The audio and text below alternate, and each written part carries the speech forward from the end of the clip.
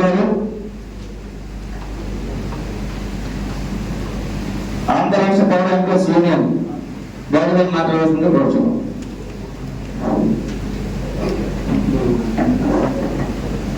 అందరూ చాలా బాగానే మాట్లాడారు. జేఏసీ విషయంలో కొంతమందికి చాలా డౌట్లు ఉన్నాయి. ఎందుకంటే వాళ్ళు కార్మికులు ప్రశ్నించడంలో తప్పులేదు. నాకు తెలిసిన మట్టుగా అయితే మాత్రం తప్పులేదు. ఎందుకంటే గతంలో పీపుల్మెంట్ వరకు వచ్చేసి సిమ్ ల్యాండ్ వచ్చేసి వెనక్కి వచ్చిన రోజులు కూడా ఉన్నాయి. తర్వాత ఏంటంటే డోర్లు వేసుకొని అగ్రిమెంట్లు చేయడం అనేది మాత్రం అది చాలా దారుణమైన విషయం. అయితే ఇంకొక చిన్న విషయం ఏంటంటే ఆల్రెడీ ఇందా బాబీ గారు అన్నారు, మనం ఏ పొజిషన్లో ఏ పద్ధతుల్లో రేపు విలీనం అనే పరిస్థితి వచ్చేటప్పుడు ఏ విధంగా చేయొచ్చు అనే దాని మీద కూడా మనం కొంత సూచన చేయాలని అన్నారు.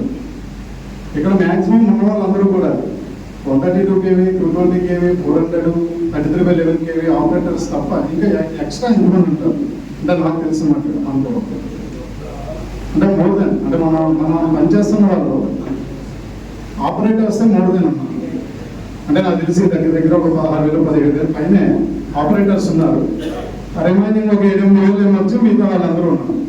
కంప్యూటర్ ఆపరేటర్లు అవనియండి, వాచ్మెన్లు అవనియండి, మిగతా వాళ్ళందరూ. మీకు ఎందుకంటే ఇంత స్పెసిఫికేషన్ చెప్పడం, గతంలో ఏవైతే 2005, 2006, 2008 వరకు ఏవైతే హైకోర్టులో కేసులు ఫైల్ చేశామో దాని మీద 2014లో ఈ డిఫరెంట్ అంటే జన్కోలో కానీ, ట్రాన్స్కోలో కానీ, డిస్కమ్స్లో కానీ పనిచేస్తున్న ఆపరేటర్స్ అందరి మీద కూడా గవర్నమెంట్ ద్వారా అంటే గవర్నమెంట్నే హైకోర్టు ఒక కమిటీ వేయమండి, గవర్నమెంటే ఒక కమిటీ వేసిందండి, ఈపీడీసీఎల్ కాదండి. ఎలక్ట్రికల్ డిపార్ట్మెంట్లో ఉన్న ట్రాన్స్కో కానీ ఏది కూడా ఏ కంపెనీకి సంబంధం లేదు. ఒక గవర్నమెంటే ఎంక్వైరీ చేసి వీళ్ళందరూ కూడా కోర్ యాక్టివిటీలో పనిచేస్తారు అని చెప్పి 2010 additional commissioner of labour MSN Rao garu ఒక రిపోర్ట్ ఇచ్చారండి. తర్వాత దాన్ని ఇంప్లిమెంట్ చేయకుండా దాన్ని ఆపారు. దాన్ని మళ్ళీ మనం ఛాలెంజ్ చేసి మళ్ళీ ఇంకో రిపోర్ట్ 2011లో తీసుకొచ్చాము. ఆ 2 రిపోర్ట్లు కూడా స్టిల్ పెండింగ్ అండి ఈ రోజు వరకు కూడా. మరి ఇన్ని జేఏసీ మీటింగ్లు అయ్యాయి కదా, మీరు ఏ రోజైనా కోర్ యాక్టివిటీ గురించి కానీ ఈ కమిషనర్ ఆఫ్ లేబర్ ఇచ్చిన రిపోర్ట్ల గురించి కానీ ఎవరైనా మాట్లాడారా? ఏ ట్రేడ్ యూనియన్ అన్నారు, సోకాల్ ఏ ట్రేడ్ యూనియన్ అన్నారు? ఈరోజు డైరెక్ట్గా అడుగుతున్నామండి, అడగలేదు. ఓకే, 2014లో దామా శేషాద్రిని అడిగారని చెప్పి ఆయన హైకోర్టులో కేసు ఫైల్ చేసినప్పుడు ఆయన డైరెక్షన్స్ ఇచ్చేసాడు. ఒక 6 వారాల టైం మీకు ఇస్తున్నానని గవర్నమెంట్కి ఇచ్చి వీళ్ళందరినీ కూడా ఇమీడియట్గా అబ్జర్వ్ చేయమని చెప్పి మీకు కావాలంటే ప్రతిదీ కూడా నా నెంబర్ షేర్ చేసుకోండి, మీకు ప్రతిదీ కూడా మెయిల్ పెడతాను. మీకు ఎందుకు చెప్తానంటే ఈ విషయాలు, ఎవరో పాదయాత్రలో హామీ ఇచ్చాడు, ఆ పాదయాత్రలో నాకు ఎందుకు జరగలేదు, లేదంటే నువ్వు పత్రికాముఖంగా నువ్వు హామీ ఇచ్చావు నాకెందుకు చేయలేదు. మనకి ఎందుకండి లీగల్గా ఉన్నాయి కదా చాలా విషయాలు. మనం లీగల్గా చేసుకుంటే ఇప్పుడు అందరూ ఆనందంగా పోయినా కొంతమంది అయినా తింటారు కదా, అది కూడా మనం చేయలేకపోతున్నాం. ఇప్పటివరకు మనం ఏదంటే ఇంకా జేఏసీ వెళ్దాము, ఏంటంటే ప్రైవేటైజేషన్ అవుతుంది, ఈ లోపల మనం ఏదో చేసుకుందాం. అసలు ఇదంతా కాదండి. మనం ఎప్పటి నుంచి మనం ఫైట్ చేస్తున్నాం, ఎప్పటి నుంచో ఫైట్ చేస్తున్నాం. జేఏసీ ఎప్పటి నుంచి ఫార్మ్ అయింది? 14 నుంచి ఫార్మ్ అయింది. ఆల్రెడీ 14కే ఆల్రెడీ అంతా కూడా వండి వచ్చినట్టుగా ఒక పల్లెలో పెట్టి ఉంచాం మేము. కానీ దాన్ని ఎందుకు క్వశ్చన్ చేయాలి మీరు? సోకాల్ ట్రేడ్ యూనియన్ ఏదైతే రెగ్యులర్ జేఏసీ వాళ్ళు ఉన్నారో వాళ్ళకి తెలీదా?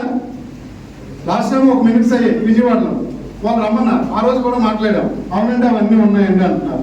మరి ఉన్నాయని వాళ్ళే ఒప్పుకుంటున్నారు, మరి ఎందుకంటే అడగట్లేదు అని అంటే ఒకటే విషయం, వాళ్ళకి మేనేజ్మెంట్ దగ్గర ఉన్న ఒక గుడ్ విల్ని కోల్పోకూడదు. వర్కర్ ఏమైపోయినా పర్వాలేదు.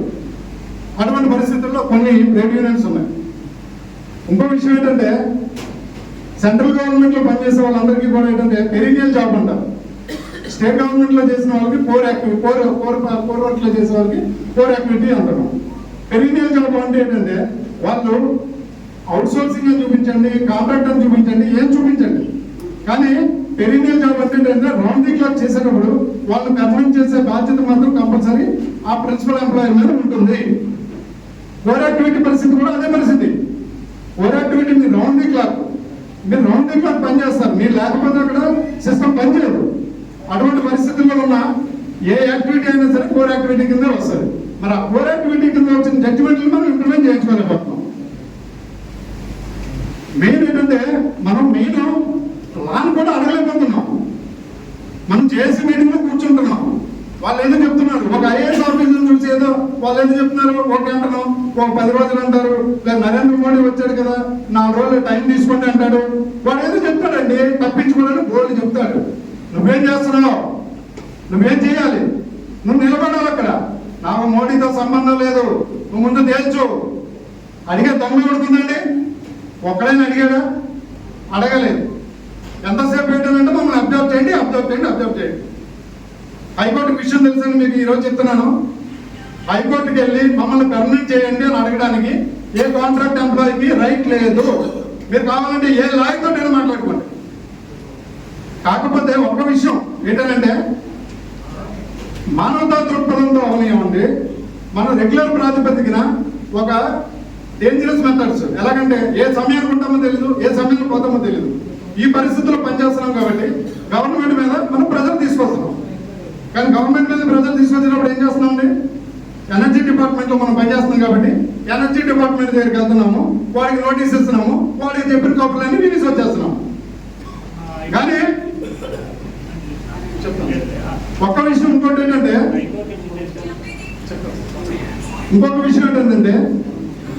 కమిషనర్ ఒకటి ఎవరు ఉన్నారు, వాళ్ళు తప్పించుకోవడానికి అవ్వదండి. ఎనర్జీ డిపార్ట్మెంట్ తప్పించుకోవడానికి అవుతుంది, లేబర్ డిపార్ట్మెంట్ తప్పించుకోవడానికి అవ్వదు. మరి ఎందుకు మీరు కన్సల్టేషన్ లేబర్ డిపార్ట్మెంట్ దగ్గర అడ్మిట్ చేయలేకపోతున్నారు? ఇన్ని జేఏసీలు అయ్యాయి కదా. మరి లేబర్ డిపార్ట్మెంట్ దగ్గర మీరు అడ్మిట్ చేసి మీరు ఇచ్చిన రిపోర్టే 2010లో ఉన్న ఎంఎస్ఎన్ రావు తోటి మీరు ఎంక్వైరీ చేయించారు. మరి ఆ రిపోర్టు ఫేకా చెప్పండి, జెన్యూనా ఫేకా? వాడు ఏదో ఒకటి చెప్తాడు కదా. ఓకే 2011లో హెచ్కే నాగు గారికి మీరు ఒక రిపోర్ట్ చేయించారు, అది జెన్యూనా ఫేకా చెప్పండి అని చెప్పి డైరెక్ట్ గా లేబర్ డిపార్ట్మెంట్ దగ్గర కూడా పడాలి కదా. మనం ఏం చేస్తున్నాం? ఎనర్జీ డిపార్ట్మెంట్ మీదే పడుతున్నాం. వాడేం చెప్తాడు? సీఎం గారు నాకు పర్మిషన్ ఇవ్వాలి అంటాడు. సీఎం దగ్గరికి వెళ్తున్నాడో తెలియదు, వెళ్ళడో తెలియదు, పని అవుతుందో తెలియదు, అవదో తెలియదు. ఒక 4-5 మీటింగ్ల తర్వాత చప్పట్లు కొట్టేస్తాం, బయటకు వచ్చాం, అయిపోయింది అంతే. రామరావు ఒక 1 year పోయిన తర్వాత మళ్ళీ మామూలే, శారా మామూలే. ఇదే జరుగుతుంది ఇప్పుడు కూడా. లీగల్ యాక్ట్ ఎందుకు అడగలేకపోతున్నాం? ఈ రోజు జేఎల్ఎం గ్రేడ్ 2 మీద వేశారు సోదరులు కొంతమంది. నిజంగా మంచి సబ్జెక్ట్ అది. వాళ్ళు లాస్ట్ వరకు వెళ్ళి పోరాడితే మాత్రం కంపల్సరీ ఇచ్చిపోతారు. నేను చెప్తాను నాకున్న లీగల్ నాలెడ్జ్ ప్రకారం. కానీ వాళ్ళని కూడా నేను తీసేస్తున్నాను. వాళ్ళకి ఎవరు సపోర్ట్ చేయట్లేదు. వాళ్ళు మీడియాలోనే వాళ్ళ ఫైనాన్షియల్ సపోర్ట్ లేక పాపం అందరినీ కూడా 100-200 వేయండి అని చెప్పేసి నేను రిక్వెస్ట్ చేసుకుని ఆ అమౌంట్తో ముగ్గేస్తున్నాను. ఇదే పరిస్థితి మాకు ఏర్పడింది. మా దగ్గర ఫైనాన్షియల్ సపోర్ట్ లేక అన్ని కేసులు కూడా మేము పక్కన పెట్టవలసి వచ్చింది. ఆ టైంకి ఈ సోటల్ ఏ ట్రేడ్ యూనియన్స్ కూడా రిజిస్ట్రేషన్ అవ్వలేదు.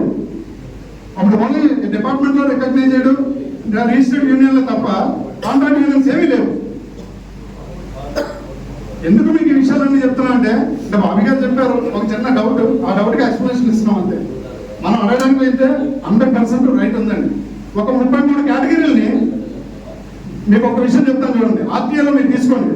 1999కి ముందు 33 కేటగిరీలని కాంట్రాక్ట్ పద్ధతికి ఇవ్వద్దని చెప్పి ఒక చట్టం చేశారు. ఆ చట్టంలోన ఈ ఎంప్లాయీస్ అందరూ ఉన్నారు. మరి 33 కేటగిరీలని 2026 వరకు కూడా మీరు కాంట్రాక్ట్ పద్ధతి నుంచి కంటిన్యూ చేస్తున్నారు. ఎవరు క్వశ్చన్ చేస్తున్నారండి? అక్కడ మీరు మాట్లాడారంటే ఐఏఎస్ ఒక్క తిప్పుకోకుండా మనం మాట్లాడితే వాడు మాట్లాడడానికి ఛాన్స్ లేదండి. కానీ అడిగే నాయకుడు అడగట్లేదు ఎవరు కూడా. మనం క్వశ్చన్ చేస్తున్న దాన్ని బట్టే అక్కడ ఉంటుంది. మనం కూడా సరైన క్వశ్చన్ వాడికి ఇవ్వట్లేదు. వాడు ఏదో చెప్తున్నాడు, వెళ్ళిపోతున్నాడు అంతే. సుముఖంగా లేడు, వీడు సుముఖంగా లేడు. ఎనర్జీ వీళ్ళు దయాదాక్షిణ్యం కదా ఉద్యోగాలు చేస్తున్నాం. ఇక్కడ పిల్లల్ని అందరినీ వదిలేసి పనంగా పెట్టేసి రిస్క్లో మనం పనిచేసేది దేంట్లో ఎవరు చేస్తున్నామా? మెయిన్ అదండి. మీకు ఎందుకంటే చెప్తున్నాను, అందరూ కూడా ఇక్కడ గవర్నమెంట్ అబ్జర్వ్ చేయడానికి ఎలిజిబుల్ ఉన్న క్యాండిడేట్సే. ఎందుకంటే ఏపీఎస్సీబీ స్టాండింగ్ రూల్స్ ఏవైతే ఉన్నాయో వాటిని ఈ రోజు వరకు కూడా అమెండ్మెంట్ చేయలేదు, మార్పులు చేయలేదు. మీరు కావాలంటే ఆర్టీఐ యాక్ట్ పెట్టుకోండి.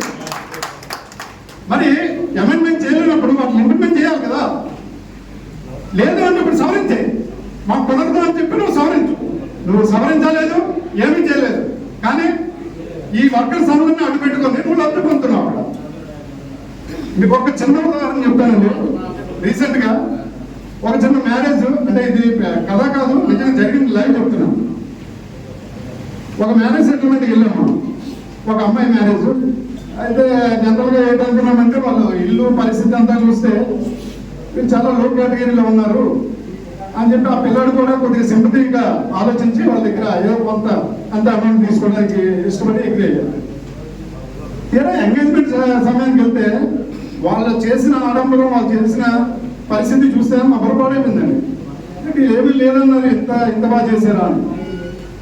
అంటే మీకు ఎందుకు చెప్తానంటే ఆ అబ్బాయికి ఇచ్చిన అమౌంట్ అవనివ్వండి, గోల్డ్ అవనివ్వండి, వాళ్ళ తల్లిదండ్రులు సంపాదించింది ఏం లేదు. ఆయన చేసే పని ఏంటంటే మేస్త్రి అండి, ఒక ఇల్లు కట్టుకునే మేస్త్రి అండి. ఆయన చూస్తే నడవలేదు, ఏదో కొద్ది కుంటుకుంటూ నడుస్తున్నాడు. కానీ మీకు ఎందుకు విషయాలు చెప్తున్నానంటే ఒక మేస్త్రి తెచ్చుకునే డబ్బులు ఎంత మీరు? ఒక 1000 నుండి 1200. మీ జీతం ఎంత అండి? మనం చూసుకోవడానికి ఓ మంచి షర్ట్ వేస్తున్నాం, ప్యాంట్ వేస్తున్నాం, షూ వేస్తున్నాం, కానీ వెనకాలంతా కూడా సితార్లో శరతబాబు లాగే ఉంది మన పరిస్థితి. సితార్ సినిమా చూడండి ఒకసారి. శరతబాబు ఒక చిరిగిపోయిన కోట్ వేసుకొని తిరుగుతుంటాడు బయటికి, ఎందుకంటే రాజుగారు కదా, రాజుగారు బయటికి రావాలి. మన పరిస్థితి సేమ్ అదే పరిస్థితి. ఎందుకంటే ఒక కూలి పని చేసుకున్నాడైనా శుభ్రంగా వాళ్ళ పిల్లలకు పెళ్లి చేసుకుంటున్నాడు. ఈరోజు ఎవరైనా చేయగలరా? మీరు ఎవరైనా మీ తల్లిదండ్రుల సపోర్ట్ కానీ మీకు ఏ సపోర్ట్ కూడా మీరు లేకుండా మీ డైరెక్ట్గా వచ్చి మీ పిల్లలు చూసుకోవడం కానీ పెళ్ళిళ్ళు కానీ చేయగల స్తోమతలో ఉన్నారా చెప్పండి. ఇప్పుడు వెనకాల సంపాదించడం ఉన్నారనుకోండి, అది వేరే విషయం. కానీ మీకు ఎందుకంటే ఈ విషయాలన్నీ చెప్తున్నాను, మనం చాలా దీనమైన పరిస్థితిలో ఉన్నాం. ఇంకొక విషయం, మా స్టాంప్స్ అడిగారు, మీరు కూడా సపోర్ట్ చేస్తారా లేదని. ఇక్కడ కూర్చున్న వాళ్ళందరిలోకి రెగ్యులర్ ఎంప్లాయీ మేము ఒక్కరిమే, అందరూ కూడా కాంట్రాక్ట్ ఎంప్లాయీస్, యూనియన్స్. మాది రెగ్యులర్ ఎంప్లాయీ. మేము ఏదైతే ఆంధ్ర రాష్ట్ర పవర్ ఎంప్లాయీస్ యూనియన్ ఉందో G445 రిజిస్టర్డ్, అది ఏదైతే 1982లో రిజిస్ట్రేషన్ చేసామో ఆ రోజు మా బైలాలోనే ఉంది. ఏది contract employee, regular employee, NMR, daily wage అన్నారు. ఎవరైతే మీరు ఏ పేరు పెట్టుకోండి, ప్రతి వర్కర్ కూడా మా ట్రేడ్ యూనియన్లో ఉండాలి. ఈ రోజు వరకు కూడా అదే కంటిన్యూ అవుతుంది. అందువలన మేమేంటంటే ఏదైతే రెగ్యులర్ ఎంప్లాయీ కింద మేము ఉన్నామో, రెగ్యులర్ యూనియన్ నుంచి ఈ రోజు మేము రిప్రజెంటేషన్ ఇక్కడ ఇస్తున్నామో, నేను డైరెక్ట్ గా స్టేట్ రిప్రజెంటేటివ్ అయితే కాదండి. నాకు అక్కడ బాధ్యత ఏంటంటే డిస్కమ్ లో బాధ్యతలు ఉన్నాయి. ఏపీపీడీసీలో నేను డిస్కమ్ ప్రెసిడెంట్ గా నాకు బాధ్యతలు ఉన్నాయి. కాంట్రాక్ట్ ఎంప్లాయీస్ ఇష్యూస్ 20 సంవత్సరాల నుంచి చూస్తున్నాం. ఈ రోజు నిన్న మొన్న అయితే కాదు, ఇక్కడ చాలా మంది వచ్చారు, వాళ్ళందరికీ కూడా తెలుసు. ఈ రోజుకి కూడా ఫైట్ చేస్తున్నాం. అయితే మీకు ఎందుకు చెప్తున్నా అంటే, మీరు ఈ స్టాంప్స్ ఏంటంటే నేను అడిగారు. 2014 చూసాం, 18 చూసాం, 22 చూసాం, 22 అంటే మీరు 23 చూసాం, 25 చూసాం. అందువల్ల ఏంటంటే మీరు ఏదైతే మీరు ఏదో ఇచ్చేసి లేదో మీరు ఏదో సింపతిగా మీరు మాకు సపోర్ట్ చేయాలి అని అంటే మాత్రం మా యూనియన్ అయితే మాత్రం మేము ఉండలేమండి. మేము డైరెక్ట్ చెప్తున్నాం. మాకు మేనేజ్మెంట్ దగ్గరికి వెళ్ళి మాట్లాడే పరిస్థితి ఉండే పోస్ట్ ఏదైనా కానీ మేమైతే 100% న్యాయం చేస్తాం. వెనక్కి తగ్గం. అవసరమైతే మొన్న చెప్పాను, ఈ రోజు కూడా చెప్తున్నాను. ఆమరణ అధ్యక్ష గారు కూర్చోడానికి రెడీ. ఎందుకంటే 20 సంవత్సరాల నుంచి చూస్తున్నామండి. నిన్న మొన్న కాదు, మొత్తం అంతా తెలుసు. నా దగ్గర మొత్తం అంతా ఉంది ఫైల్. నేనేం తీసుకురావట్లేదు, నా బుర్రలోనే ఉంది తగలెట్టినంత. ఎందుకంటే రోజు తిరుగుతూనే ఉంటారు. హైకోర్టుకి వారానికి 2 రోజులు తిరిగేవాడు. ఎందుకంటే ఇవన్నీ మేమేం గొప్పలు చెప్పుకోవడానికి కాదండి, మొత్తం అందరికీ తెలిసిన విషయాలే. అదే ఇప్పుడు ఒక విషయం, మిగతా నాయకులతో మాకు కంపేర్ చేయడానికి మీరు ఎప్పుడు మాతో మీరు ట్రావెల్ చేయలేదు కదా. ఈసారి ట్రావెల్ చేయండి అని చెప్తున్నాం. మీరు ట్రావెల్ చేయండి, అప్పుడు చూడండి. ఇప్పుడు గ్లోబల్ అంటే ఇండియా వైడ్ కూడా కాదు, గ్లోబల్లో బిగ్గెస్ట్ ట్రేడ్ యూనియన్లో ఉన్నాం మేము, BMS గ్లోబల్ అని. కావాలంటే మీరు గూగుల్ సెర్చ్ చేసుకోవచ్చు. మేమేమి ఎవరికి ఫ్రాడ్ చేసే మనుషులమే కాదు, అది అందరికీ తెలిసిన విషయమే. ఇప్పటివరకు అయితే అంతా కూడా కరెక్ట్గానే వెళ్తున్నాము. మీరు నమ్మివ్వండి, నేను న్యాయం చేయకపోతే ప్రాబ్లం. అదండి ఇప్పుడు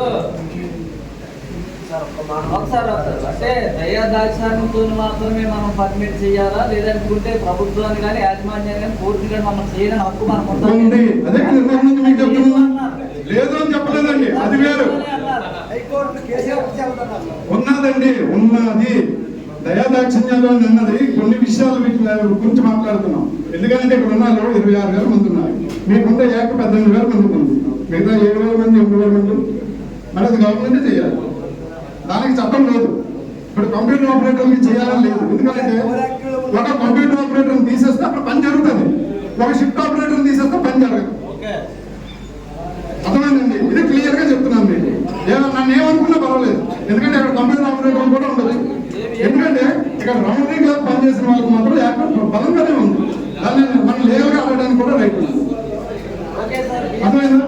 ఇంకొక విషయం ఏంటంటే, ఇప్పుడు ఒక్క విషయం జేసీ శర్మ గారిని ఇప్పుడు 2014 జేసీ శర్మ గారు ఎవరైతే ఉన్నారో అప్పుడు principal secretary lab department, Ajay Jain గారు ఎవరైతే ప్రిన్సిపల్ సెక్రటరీ అప్పుడు ఎనర్జీ డిపార్ట్మెంట్, వీళ్ళిద్దరి మీద కంటెంప్ట్ కేసులు వేస్తే ఏం జరిగిందండి? సింపుల్ గా లాస్ట్ ఇయర్ మొన్నండి 2025లోన వాళ్ళు సింపుల్ గా కేసు కొట్టేశారు. ఎలాగనంటే గవర్నమెంట్ డెసిషన్ తీసుకోవాలి, గవర్నమెంట్ డెసిషన్ తీసుకొని దీన్ని సాల్వ్ చేయాలని చెప్పి కేసులు వచ్చేసారు. ఒక జడ్జి గారు చేసిన చాలా మంచి పని అనమాట. అంటే గవర్నమెంట్ డెసిషన్ తీసుకోవాలి, కానీ నువ్వు ఆర్డర్ ఇవ్వాలి కదా వాళ్ళకి, మీరు ఇమీడియట్ గా డైరెక్షన్ తీసుకోండి అని. అది 2014లో శాశ్వత నాయుడు గారు ఇచ్చారు. మరి అదే డైరెక్షన్ ని మేము ఛాలెంజ్ చేసాం, మీరు ఇంప్లిమెంట్ చేయలేదని సింపుల్ గా చెప్పేసి దాన్ని క్లోజ్ చేశారు కేసు. ఎందుకనంటే ఒక్క విషయం అది కూడా చెప్తున్నాను, 26,000 లేదంటే ఒక 30,000 మంది ఉంటే ఫైట్ చేసేవాళ్ళని 100 మంది, 120 మంది, 150 మంది, మాక్సిమం 100 మంది, 150 మందితో కేసుకెళ్ళి మమ్మల్ని అందరినీ పర్మనెంట్ చేశానంటే ఎవడొస్తారు ముందుకి? ఎవడో రాడు. మన బలం అక్కడ లేదు. కోర్టులో చూస్తున్నారు, ఒక 100 మంది ఉన్నారు, 150 మంది అని చెప్పేసి పడుతున్నారు, వాడు ఎవరో లీగల్ అడ్వైజర్ పెడుతున్నారు, ఏదో అటు ఇటు మాట్లాడి క్లోజ్ చేస్తున్నారు. ఓకే అండి, భారత్ మాతాకి 3 నెలలు అంటే 2016లో నేను జాయినింగ్ సార్. 2016 ఆగస్టు 3వ తారీఖు నేను జాయినింగ్, 13వ తారీఖు పుష్కరాలు వచ్చాయి.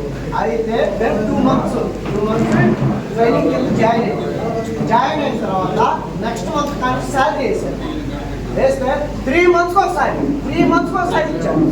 దాని పూర్వకంగా కూడా ఏంటి కోర్టు కొట్టేయచ్చు. అవునా? అంటే గవర్నమెంట్ ఏం చేస్తుందంటే దీన్ని రిగ్యులైజేషన్ చేయాలంటే 365 రోజులు చేయాలి డైరెక్ట్ గా, డైలీ 300. మీకు వచ్చిన కన్క్లూజన్ ఇస్తున్నాం, ఎందుకంటే ఇదో మన శ్రీనివాస్ గారికి వాళ్ళకి తెలుసు కాబట్టి. ఎన్టీపీసీ సింహాద్రి ఎన్టీపీసీలో మీరు అడిగిన దానికి క్వశ్చన్ అన్నమాట. ఏంటంటే సింహాద్రి ఎన్టీపీసీ ఏదైతే థర్మల్ పవర్ ప్రాజెక్ట్ ఉందో అందులో ఎంప్లాయీస్ అందరినీ తీసుకెళ్ళి ఏం చేస్తారంటే 1 year పని చేస్తారు. 1 year పని చేయించిన తర్వాత కాంట్రాక్టర్ 1 year కూడా చేయించుకున్న తర్వాత 13వ నెల బోనస్ ఇస్తారు. వాడు ఎంత జీతం తీసుకుంటాడో అంత జీతం ఇస్తారు. ఇచ్చిన తర్వాత అగ్రిమెంట్ టెంపరీలీ క్లోజ్ చేస్తారు. టెంపరీలీ క్లోజ్ చేసి 13 నెలలు సెటిల్మెంట్ అయిపోయింది కదా, 14వ నెల వచ్చేటప్పటికి మళ్ళీ ఫ్రెష్ గా మళ్ళీ అగ్రిమెంట్ ఓపెన్ చేస్తారు. దానివల్ల వాళ్ళు రెగ్యులర్ చేయడానికి అవ్వదు. కానీ మీకు ఎప్పుడు కూడా అలా జరగట్లేదు. మీకు జరిగేది ఏంటంటే టెంపరీగా మిమ్మల్ని క్లోజ్ చేసి మళ్ళీ తీసుకోవడం వల్ల జరగట్లేదు. అందువల్ల ఏంటంటే మీరందరూ కూడా ఎలిజిబుల్, దానికి 100% ఎలిజిబుల్. భారత్ మాతాకి, భారత్ మాతాకి, భారత్ మాతాకి.